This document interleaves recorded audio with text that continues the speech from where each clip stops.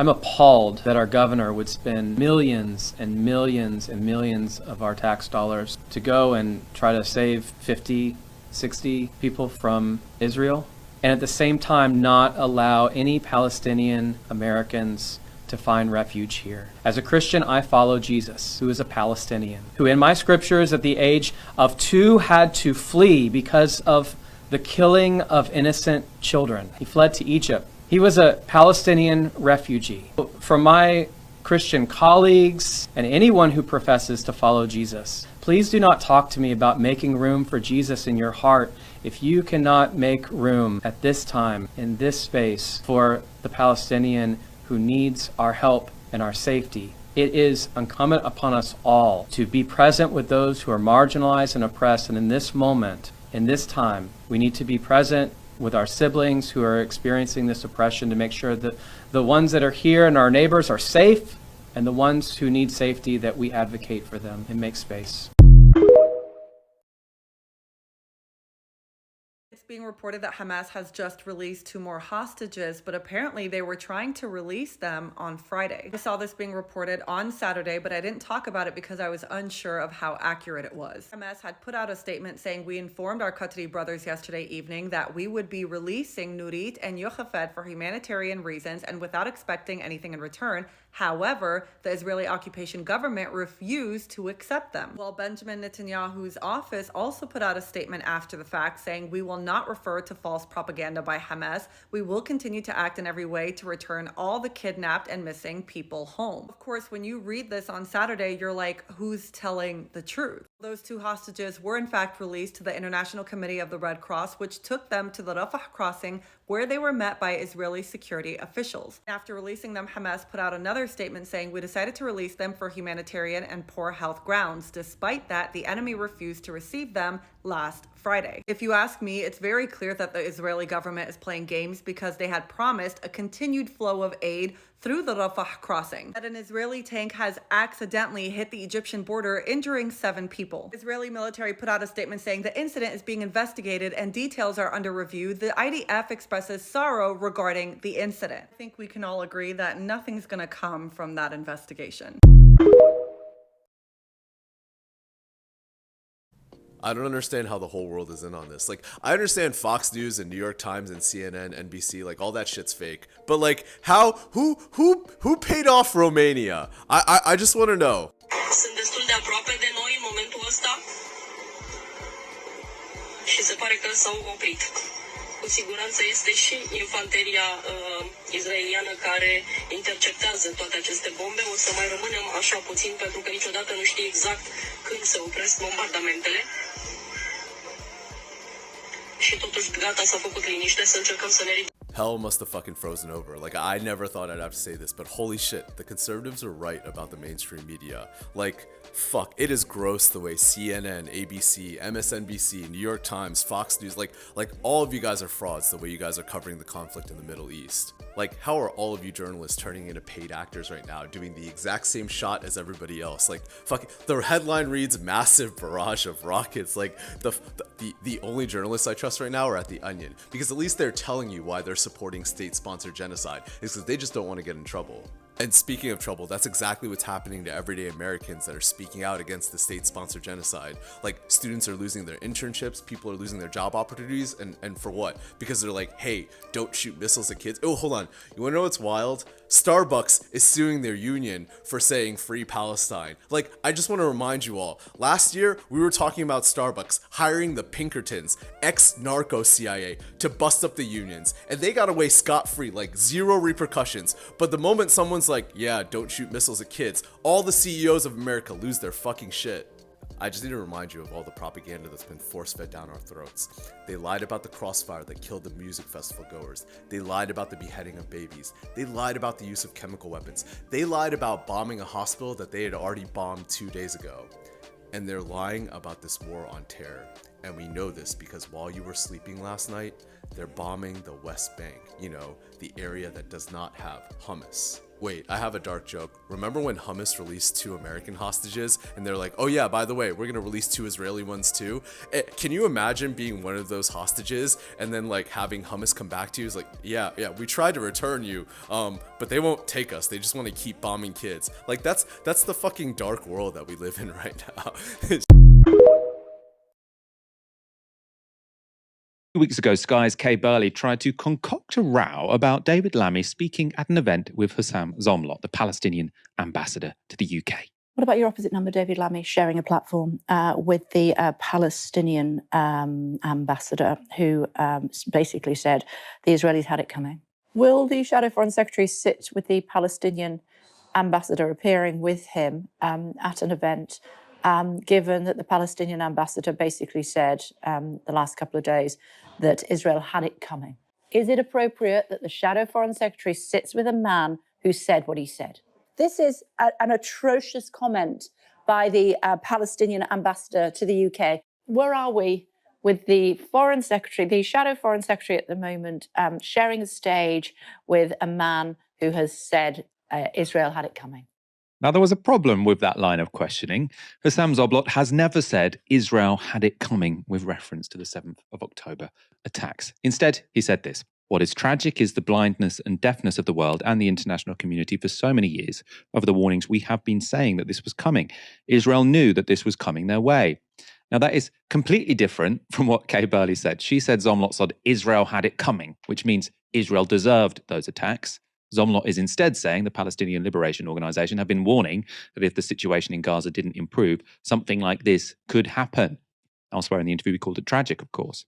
They are completely different statements. Yet when I pointed that out on Twitter, Kay Burley was, let's say, dismissive. So I tweeted, "This is really terrible journalism from Kay Burley and reminiscent of a playground shit stirrer. You can't just make up provocative quotes and then demand others respond to them," which is what she did.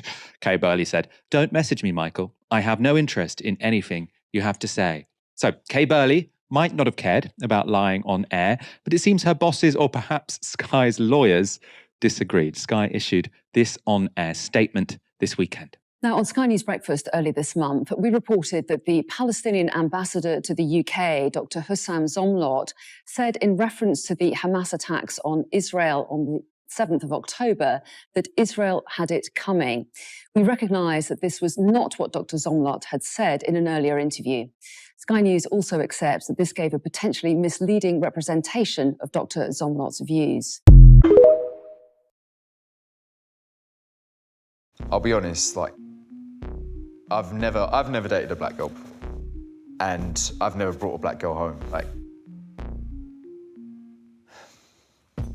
My family, they're not racist. I'm not racist, obviously, but I feel like I need to set some things in place before they meet her, because I didn't come on your family holiday because I'm a black girl.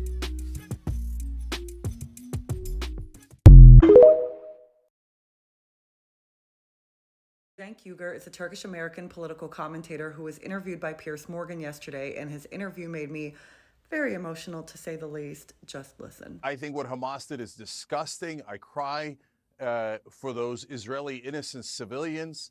But do I see you guys crying for Palestinians? I mean, Chris Christie was just on here treating it like it's no big deal because what, Palestinian lives don't matter? I think the real bigotry here is saying that Palestinians, we can kill 3 times as many of them already. And this is the appetizer. Netanyahu and his barbaric government have not even started the entree of murder and death and mayhem they're about to do. And that's somehow okay, killing 3 times as many Palestinian civilians, let alone the occupation, which is bigotry by definition. We say that everyone in the world can defend themselves, can have their own state, can have sovereignty, except the Palestinians. And the reasoning behind that is the Palestinians are what? They're what? The idea is that they are savages and that Muslims are too violent and cannot control themselves, so they must be occupied for 56 brutal, disgusting years. So I've had enough of the bigotry against Muslims and Palestinians dropping bombs on residential buildings. 50 ambulances have been hit. 10 out of 25 hospitals don't operate anymore. The incubators are about to run out of energy. There's 45 babies that might die today. The parents I just read on CNN are writing the names of the kids on their calves, on their legs, so that if they are killed in a bombing and they're mutilated, they could find their bodies. Imagine writing the name of your child on their legs so that you could find them in the rubble after Israel or any government drops a bomb on them. And I need the West to understand something. Bombs kill people. And do you know how they kill people? They incinerate them alive, or their heads explode. So what happened in Israel was a disaster and disgusting. But you have to be equally honest and equally outraged at the immorality of incinerating babies and grandmothers and aunts and uncles, which is what we're doing right now. America cannot keep sending aid for death and destruction. Enough of the occupation. End it today. End it today. It's monstrous. Try to find the hostages. Does it look like Israel's trying to find the hostages? If I have a family member that's a hostage, I'm disgusted by what Netanyahu's doing now. How do you know they're not in the buildings you're dropping bombs on? How do you know they're not in the tunnels you're dropping bombs on? How do you know they're not in the hospitals you're dropping bombs on? So if you want the hostages rescued, every rational human being can agree this is not the way to do it. This is the way to do death and destruction for the sake of death and destruction. It's collective punishment. It's genocide against Palestinians, and the world has to speak out. So my way is not pleasant either. It involves a lot of folks dying on both sides. I understand that. Those are super hard choices. But go find Hamas. Go find the hostages. Go rescue them instead of wantonly, indiscriminately, killing after killing. And let's be honest, when you drop a bomb and a kid's head explodes and a grandmother is incinerated, that is terrorism. Killing 3 times as many civilians as Hamas is terrorism. And it is the same if it is done by a government. Send in as many special forces as you got. We should send in whatever you got to actually do the job at hand instead of what Netanyahu is doing. I'm an American Jew. Let me tell you why I unconditionally support Palestine. Growing up, I remember hearing about how Jewish people were excluded from public life. In 1935, the Nuremberg laws were put into effect. It stripped German Jews of their citizenship and their right to marry Germans. In 2018, the Israeli nation-state law was passed. It downgraded Arabic and established settling in the national interest. There was a ban on intermarriage, and groups like Lahava, which are responsible for pogroms on the ground, terrorize anybody who tries to marry. And often just anybody who's Palestinian. My grandparents told me stories about how in 1939, all Jews were forced to wear a Star of David. It made them an easier target, easier to identify. Palestinians are forced to have specific ID cards which indicate their level of access. Palestinian vehicles have to have different colored license plates which indicate which roads they are or not allowed to drive on. Following the invasion of Poland, Jews were forced into ghettos, barbed wire, fences, cut off from the rest of society. They faced shortages of food, water, and medicine, and they lived in constant fear. Gaza has been under blockade from food, water, and medicine. In 1939, the Germans bombed the Warsaw Ghetto. For the last 2 decades, the Israeli occupation has been relentlessly bombing the Gaza Strip, in a tactic that they refer to as mowing the lawn. All Jewish history is about rooting for the underdog. If you supported the Warsaw Ghetto uprising, then you understand oppressed people wanting to free themselves. Do you think the Maccabees are more aligned with the Palestinians or the Israeli occupation? I don't know about you guys, but I'm old enough to remember when Jews rooted for David and not Goliath. After dropping so many bombs on Gaza last night, it ended up being one of the deadliest nights they've had in the last 17 days. There were 450 Palestinians killed, majority of them were children, and now 51% of homes have been completely destroyed. That leaves 1.4 million Palestinians completely homeless. In total, there are now 5,087 martyrs. 2,055 of them are children. 1,119 of them are women. 187 are elderly, and 15,898 people are injured. Palestinians have been completely trapped inside of Gaza. They did their best to make their city their own. Now most of it is left looking like this. This is Maltez. I've mentioned him before. He's a Palestinian journalist who's currently covering everything happening in Gaza right now. And even though he lost 15 family members due to a bomb, in the midst of all the killings and bombs and destruction, he will still find joy in the littlest things. Look what just I saved.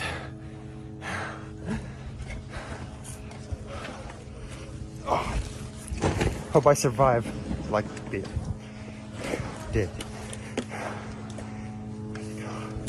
Oh. I'm in Zahra City, the middle of the strip. And this neighbor got striked like no one had before.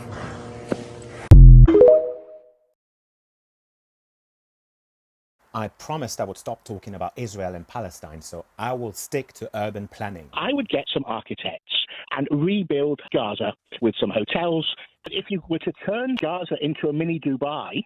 When I tell you that colonization and gentrification stem from the same settler mindset, the bombs are still raining on Gaza, but this caller is already salivating at the luxury redevelopment opportunity. Just listen to the glee in his voice. It would be so much better and make it a place where people could live. In that person's mind, people can't possibly live in Gaza at the moment. So the only logical way of understanding what this person is saying is that the 2.3 million people currently living in Gaza are not people. And some who would want sustainable to stay in Gaza? Did you hear the emphasis on sustainable? Because God forbid we increase our carbon footprint as we're bombing hospitals, right? In what recycling bin do Palestinian babies go in? In his vision of sustainable genocide. But that person is far from the only person dreaming of the real estate opportunity of an ethnically cleansed Palestine. I present to you Nova City, which would be built where the existing city of Gaza is today. To be clear, this is not an official publication. As far as I can tell, this is just one person's fantasy on Instagram. But the fact that this is being fantasized about, that it exists in the collective psyche of people of that mindset, just shows us how colonization and gentrification go hand in hand. Black Hebrews in Israel have been fighting for their rights since the beginning of this year, probably even longer, okay? The whole situation in Israel right now is that if you are an Israeli Jewish person and you are in Israel, you can easily get citizenship like this. Okay, Israel is literally campaigning to get more people to come into Israel, and they'll give you citizenship like this. But their black brothers and sisters, absolutely not. They don't. And these people have been living there for years. And initially, they gave everyone a citizenship, and then they took it right back. And then they decided to give them a permanent residence, right? These black Hebrews, they remain illegal aliens, some of them stateless after renouncing their American citizenship until the early 1990s when they began receiving temporary Israeli residency. Does this sound familiar, guys? Aren't there millions of people in America, immigrants, who are also called illegal aliens? So Israel is treating them the same way. Our black brothers and sisters in Israel, this is what is happening to them. So Israel is 100% racist. I mean, what they're doing to Palestinians already showed that they are racist, right? But look, they're also targeting black people in their own nation. And they gave them citizenship, then they took it back, and now they call them illegal aliens. Something that America has done to its own immigrants for years. They're learning from each other. I mean, they work together. This is not a surprise, right? Another thing happening to black Africans in Israel is that the Ethiopian immigrants have been sterilized, guys. This is the most wicked thing I've seen in the media right now. They have been sterilized by birth control that they didn't even know that they were giving, and the consequences for it. And there has been 130,000 African immigrants that live in Israel right now. This Forbes article says a report revealing that African women immigrating to Israel were subject to mandatory contraceptive injections, effectively amounting to forced sterilization, made global headlines. Like, do you see what they're doing to our black brothers and sisters? Like blatant, just, I don't have no words. Like, as I'm covering all these stories, guys, I am stunned to see what Israel is doing to everyone, every group of people in the world right now. Okay? They're racist, and this is what they're doing to the Ethiopian immigrants in their land. They don't care about nobody. They don't care about nobody. They could care less if you're black, brown, or yellow. They don't care. As long as they're literally doing what has been done to them in Germany. They're repeating what has been done to them. This is what our black brothers and sisters are going through. Just wanted to let you guys know. You know things are changing when kids are protesting on Roblox. Before I play the video, somebody left a comment saying, I think this is Malaysia. I don't know how to pronounce that, but it means solidarity for you. In Malaysia, we're having protests standing with Palestine almost every day. Palestine will be free.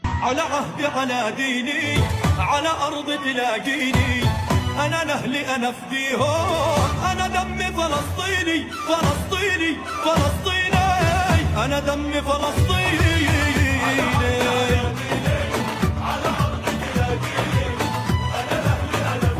والله أنا دمي فلسطيني فلسطيني فلسطيني أنا دمي فلسطيني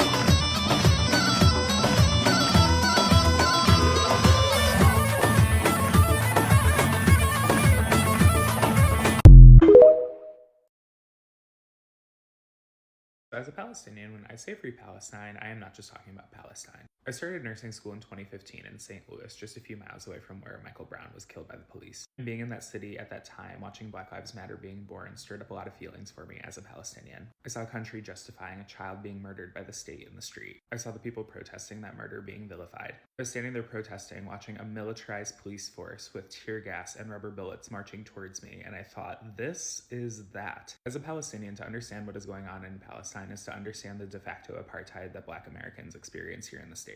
It's not an accident that when my grandfather came here, he was told to sit at the back of the bus, and it's not an accident that he marched with MLK. It has been Black and Palestinian solidarity, and it continues to be Black and Palestinian solidarity. Because yes, Free Palestine is about Palestine, ceasefire now, and the military occupation of the Palestinian people. But it's also about resisting the global colonial hegemonic structure. Because the shit happening there is happening here. If it is not Palestinian women and babies being killed by bombs in Gaza, it is Black women and babies being killed in American hospitals. If it is not Palestinian girls missing in the rubble in Khan Yunis, it is missing and murdered indigenous women here in the United States. The rage I feel when I hear the names Michael Brown and Trayvon Martin is the same rage I feel when I hear the name Shireen Abu Akleh and Ahmed Benasra. This is not to say that allyship is transactional, it is to say the only thing we have is each other. There is a reason that when people ask me about Free Palestine, I will point them to books about Black Lives Matter. When I say Free Palestine, yes, I mean Free Palestine, but I also mean Black Lives Matter. I also mean abolition now. I also mean reparations. I also mean land back. This movement cannot lose steam, not just because there is currently a genocide being perpetuated against my people, and every minute we don't do something, Palestinian lives are being lost, but because this is a global struggle for justice. It does not start and end with Palestine. We will not be free until all of us are free. The world is waking up. There has never been global solidarity for Palestine like this, and we have them so scared. The violence is so disproportional because we are challenging a global power structure. Don't let the momentum die, because this is about all of us. Ceasefire now, end the occupation, but know what I mean when I say Free Palestine. So this comment right here, I already hid your name because my intentions is not to attack you or to tell my people to come and attack you. I'm here to actually ask some questions for people like you and you also. You're asking why everybody is supporting Palestine. Israel is going through worse conditions. Don't just trust blindly what social media shows you. Get away from the matrix. So basically at this point of our lives, you and people like you are not brainwashed anymore. They are choosing to be puppets and dummies. I have no idea what the Western media is showing you. I have no idea what the Western media is not showing you. Answer your question point by point. So the first point is, what more do you want than former Israeli soldier who is exposing how they are always controlling Palestinians and Palestinians' lives? What most haunts you and your conscience about what you did in your time as a soldier? For me, it's the routine way we control the Palestinians, right? A Palestinian can wake up in the morning and not know if he will be at work on time go to sleep, not know if soldiers will invade his home. We basically control the most simple and basic elements of life. It's designed to break down the population of Palestinians and show them who's in charge and humiliate them on a daily basis. Exactly. How can we make 2.5 million Palestinians in the West Bank to feel that they cannot lift their head up? We will make them understand that we control their lives. What do you want more than an Israeli American Jewish woman exposing how is it to live in the West Bank? I think everyone who's never been to Israel and to Palestine don't really understand. You don't really understand until you go to the territories around the West Bank and around Gaza, and you're close up and you see the wall, and when you see the surveillance, and when you see cameras pointed towards the settlers, just a couple, and then you see thousands of cameras pointed towards the West Bank and to Palestinians, and those cameras are pointed into their homes,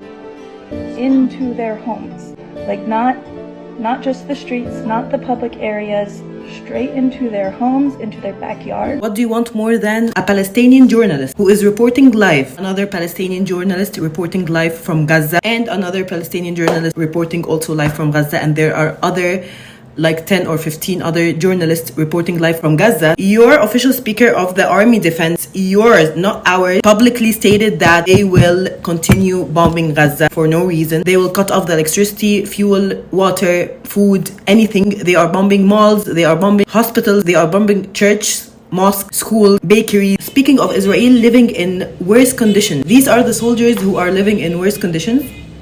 They're eating, they're smiling, they're having fun, they're teasing the whole world that they have food because they already cut out food and water from Gaza. They already publicly announced. So this is your definition of worst condition. They are partying after bombing innocent civilians. You can go see the hashtags and you will find that I Stand With Palestine have way more views than I Stand With Israel. And the fact that half of which are Arabs who just use the hashtags so they can go to the Western media, so people like you could see the truth. What do you need more than the CNN reporter apologizing for false lies? I don't know if the Western media showed you this or not. You have a lot of proofs to contradict your opinion. But this is not an opinion. This is you choosing to be dumb. Millions of people are protesting all over the world, standing with Palestine, demanding to cease the fire, and you're still here believing that Israelis are living in worse conditions? Bro, you are choosing to not educate yourself. You are choosing to be dumb. You're not brainwashed. I promise you, you're not brainwashed. You are choosing to be dumb. You are choosing to be a puppet. You are choosing not to educate yourself. How old are you? The fact that this is not ending is so frustrating. And the fact that all of us are demanding to cease the fire on Gaza is unbelievable.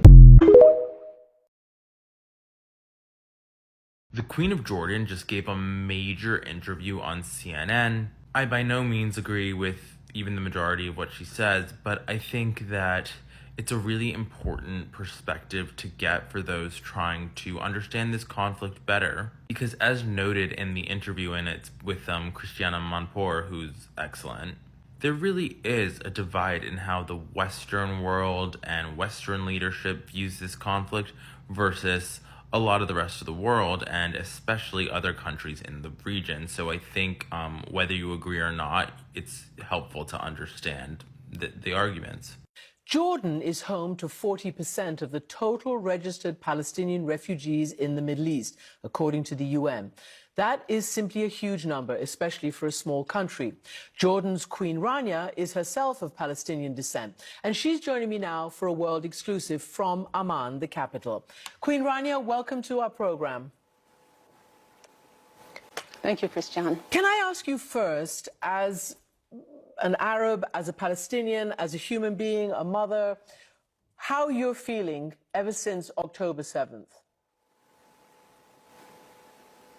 Well, look, Christian, I cannot begin to describe to you the depth of the grief, the pain, and the shock that we are feeling here in Jordan. All of us are united in this grief, regardless of our origin. We are just can't believe the images that we're seeing every single day coming out of Gaza. We're going to bed seeing those images and waking up to them. You know, I don't know how to, you know, as a mom, we've seen Palestinian mothers who've had to write the names of their children on their hands because the chances of them being shelled to death of their bodies turning into corpses are so high. I just want to remind the world that Palestinian mothers love their children just as much as any other mother in the world. And for them to have to go through this is just unbelievable. And equally, I think the people all around the Middle East, including in Jordan, we are just shocked and disappointed by the world's reaction to this catastrophe that is unfolding. In the last couple of weeks, we have seen a glaring double standard in the world. When October 7th happened, the world immediately and unequivocally stood by Israel and its right to defend itself and condemned the attacks that happened. But what we're seeing the last couple of weeks, we're seeing silence in the world. Countries have stopped at just expressing concern or acknowledging the casualties, but always with a preface of declaration of support for Israel. And, are we being told that it is wrong to kill a family, an entire family at gunpoint, but it's okay to shell them to death? I mean, there is a glaring double standard here, and it is just shocking to the Arab world. This is the first time in modern history that there is such human suffering, and the world is not even calling for a ceasefire. So the silence is deafening, and to many in our region, it makes the Western world complicit, through their support and through the cover that they give Israel, that it is just its right to defend itself. Many in the Arab world are looking at the Western world as not just tolerating this, but as aiding and abetting it. And this is just horrendous, and it's deeply, deeply disappointing to all of us. Queen Rania, I'm going to ask you more about this and go deeper into this, into your feelings about this. But first I want to ask you, the Israelis are shocked to their core, the grief, what happened to them has never happened in that way since the Holocaust. And they are shaken to their core, as I said, and the grief. I just want to get from you what you felt on October 7th. Well, of course I was shocked. And, Jordan has made its position very clear. We condemn the killing of any civilian, whether Palestinian or Israeli. That is Jordan's ethical and moral position. And it's also the position of Islam. Islam condemns the killing of civilians. As my husband mentioned recently, the Pact of Omar, which was issued on the gates of Jerusalem 15 centuries ago, that's 1,000 years before the Geneva Conventions, orders Muslims not to kill a woman, child, or elderly person, and not to destroy a tree or hurt a priest. And so this is what we believe are the rules of engagement at time of war, but they need to apply to everybody. So yes, there was the shock and there is the condemnation, but why isn't there equal condemnation to what is happening now? I just want to emphasize that what happened on this conflict did not begin on October 7th, although it has been being portrayed as that. Most networks are covering the story under the title of Israel at War. But for many Palestinians on the other side of the separation wall, on the other side of the barbed wire, war has never left. This is a 75-year-old story, a story of overwhelming death and displacement to the Palestinian people.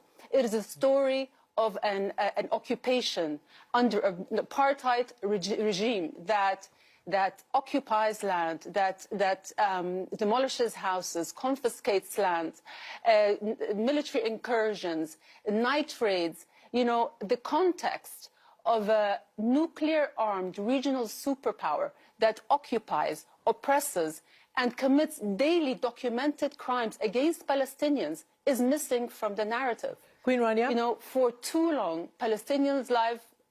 I'm sorry to interrupt you. I want to ask you a specific question because you're using a lot of words which clearly many in your, in the Arab world have used, words like apartheid and the rest. But you know that you are going to come under a lot of criticism from Israel and its supporters. And I'm wondering whether you're coming out to speak... But let me just emphasize that apartheid is a designation that was given not by Arabs, but by Israeli and international human rights organizations. You wrote in an Instagram story just in the last week, it isn't self-defense if you're an occupying force, and you show the destruction of Gaza. And you have posted a video of yourself from a presser in 2009 during that war, saying, "It is heartbreaking to see how little has changed. The world cannot remain silent. This has to stop." Do you feel that you have a particular voice, you know, as Queen of Jordan, in a country that has a peace treaty with Israel, to speak up?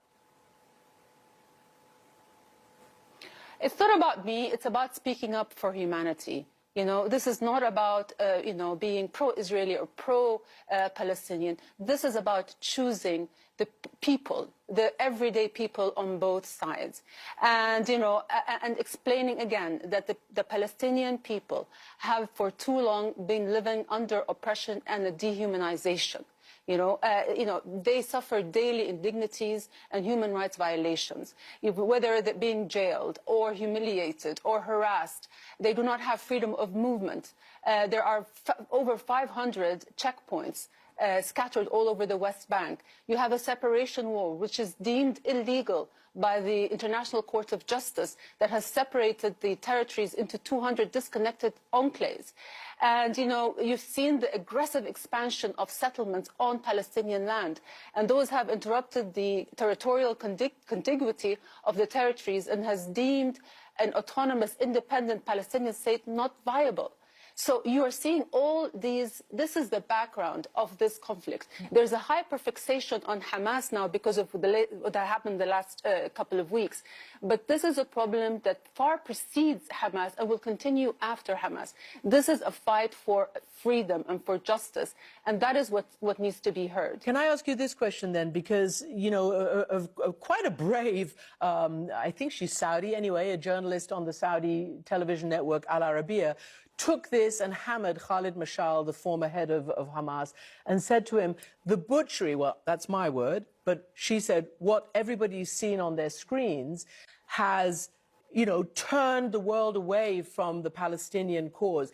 And just to expand, people are saying Hamas and what it did has brought this down on these poor people of Gaza.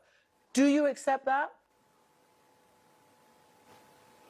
Well, I do not believe in, as I said, in the killing of civilians. But this is a story of violence that has been going on now for so long. And this violence needs to be condemned. But at the end of the day, what we're seeing today and what people need to understand is that, yes, you know, under the guise of the right to defend itself, we are witnessing atrocities. You know, every country has a right to defend itself, but not through any means, not through war crimes, not through collective punishment. Right now it's 4 a.m. in Gaza and Israel has been dropping bombs all night, and within the last 24 hours, 286 Palestinians have been killed. This is what their night has looked like.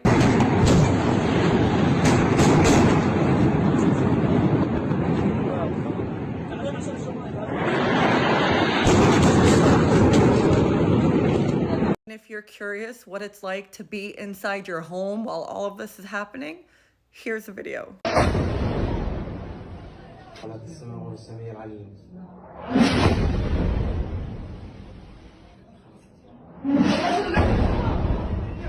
As for the injured, I just watched the video of a doctor doing surgery on the little boy's leg. They don't have anesthesia. None of the lights are on except the one shining on his leg, and the boy is reciting Quran to not pay attention to the pain that he's going through. It's now been 2 weeks of Palestinians being bombed and killed, yet the Israeli government wants the world to believe that their goal is to get the hostages out. Who can actually look me straight in the face and say they believe that? I have condemned unequivocally the horrifying and unprecedented 7 October acts of terror by Hamas in Israel. It is important to also recognize the attacks by Hamas did not happen in a vacuum. The Palestinian people have been subjected to 56 years of suffocating occupation. They have seen their land steadily devoured by settlements and plagued by violence, their economy stifled, their people displaced, and their homes demolished. Their hopes for a political solution to their plight have been vanishing. But the grievances of the Palestinian people cannot justify the appalling attacks by Hamas, And those appalling attacks cannot justify the collective punishment of the Palestinian people. I mourn and honor dozens of UN colleagues working for UNRWA. Sadly, at least 35 and counting, killed in the bombardment of Gaza over the last 2 weeks. I owe to their families my condemnation of these and many other similar killings.